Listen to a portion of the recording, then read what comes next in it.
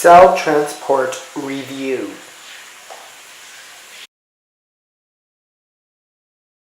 What is it? Cell transport is moving materials into or out of the cell.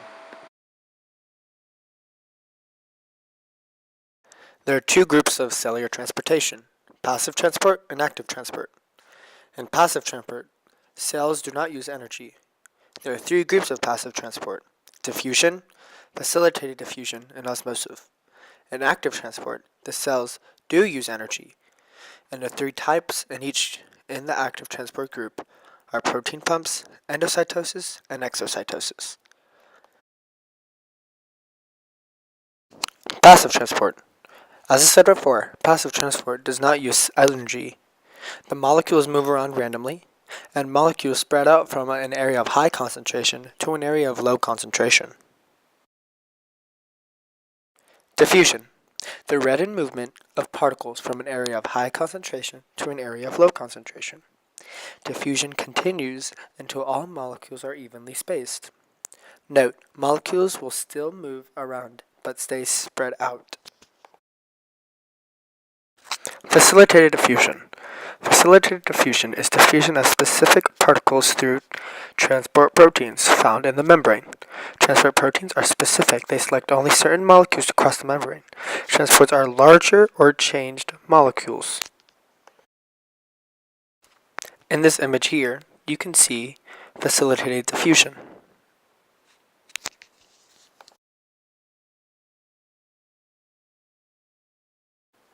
Osmosis. Water passes freely through a cell called osmosis. The water content is determined by the concentration of the water inside and outside of the cell. The water will move where there is less of it. There are three types of osmosis: hypotonic, hypertonic, and isotonic. Hypotonic osmosis. The solution has a lower concentration of solids and a higher concentration of water than inside the cell.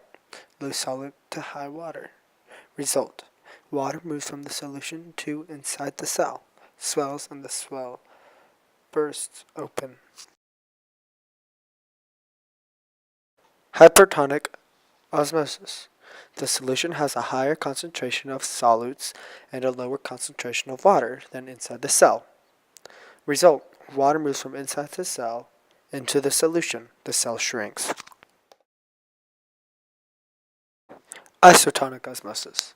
The concentration of solids in the solution is equal to the concentration of solids inside a cell. Result: water moves equally in both directions and the cell remains the same size. Active transport. The cell uses energy in the form of ATP to move a substance against the concentration gradient. Activity moves molecules to where they are needed. Movement from any area from low concentration to an area of high concentration. The first form of active transport is protein pumps. Protein pumps transport proteins that require some energy to do work. Some proteins pull in a substance or push out unwanted substances. The second form of active transport is endocytosis. Endocytosis is taking bulky materials into a cell. Uses energy. The cell membrane folds around the food particle.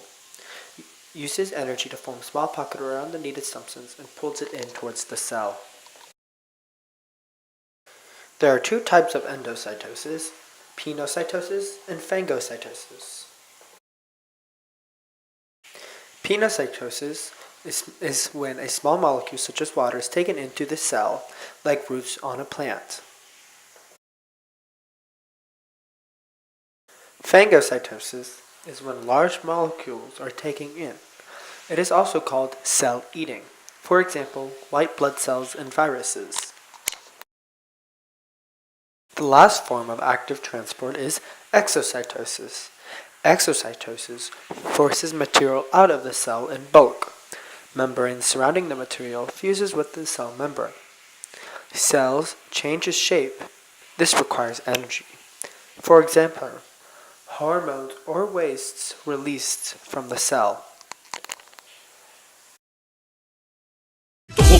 τέρμα τα πολιτισμένα και σεμνά. Ήρθε η ώρα να φεύγω λαϊκά. Ξέχασέ με, σαν μόδα που πέρασε. Ξέχασέ με, σαν ταινία που τέλειωσε. Ξέχασέ με, είμαι ήδη εκτός. Έχω αφήσει τα κλειδιά, έχω σβήσει και το φως.